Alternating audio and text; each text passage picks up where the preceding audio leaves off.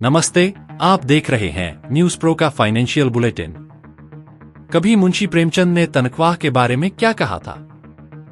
मुंशी प्रेमचंद अपनी कहानी नमक का दरोगा में तनख्वाह को पूर्णमासी का चांद बताते हैं। उनका कहना है कि जैसे चांद एक दिन पूरी चमक के साथ नजर आता है और फिर घटता चला जाता है, वैसे ही तनख्वाह भी महीने के अंत तक खत्म हो जाती है। जिशान साजिद का शेर भी याद आता है, हम अपने दिल के शौक भला कब निकालेंगे, तनख्वाह में तो सिर्फ किराए निकल गए। इसी तनख्वाह के लिए लाखों लोग अपने छोटे छोटे शौक और खर्चों से समझौता करते हैं। और फिर हर साल की तरह इंक्रीमेंट के वक्त उम्मीदों का जोश भी बढ़ता है। लेकिन क्या सच में सैलरी इंक्रीमेंट से कोई फर्क पड़ता है? कभी कभी कंपनी की तरफ से नाम मात्र का इंक्रीमेंट मिलकर कर्मचारी निराश हो जाते हैं। लेकिन इंडियन एक्सप्रेस की रिपोर्ट बताती है कि प्राइवेट कंपनियां मुनाफा खूब कमा रही हैं, लेकिन कर्मचारियों की सैलरी में महज 4 से 5% का इजाफा कर रही हैं।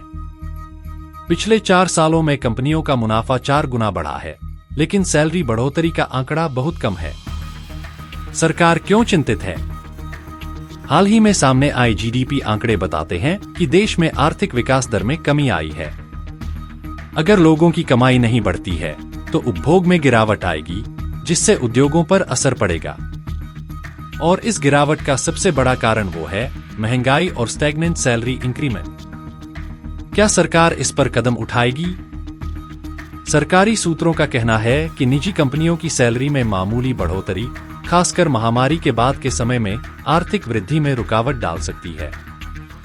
मुख्य आर्थिक सलाहकार वी नागेश्वरन का कहना है कि कंपनियों को अब मुनाफे के एक हिस्से का इस्तेमाल न सिर्फ कर्ज चुकाने में, बल्कि रोजगार वृद्धि और कर्मचारियों की सैलरी बढ़ाने में करना चाहिए। क्या बदलाव आएगा? अगर कंपनियां सरकार की सलाह मानती हैं, तो आने वाले समय में कर्मचारियों को राहत मिल सकती है। इसका असर न सिर्फ कंपनियों के मुनाफे पर, बल्कि देश की अर्थव्यवस्था पर भी पड़ेगा। तो आज के फाइनेंशियल बुलेटिन में बस इतना ही। शुक्रिया।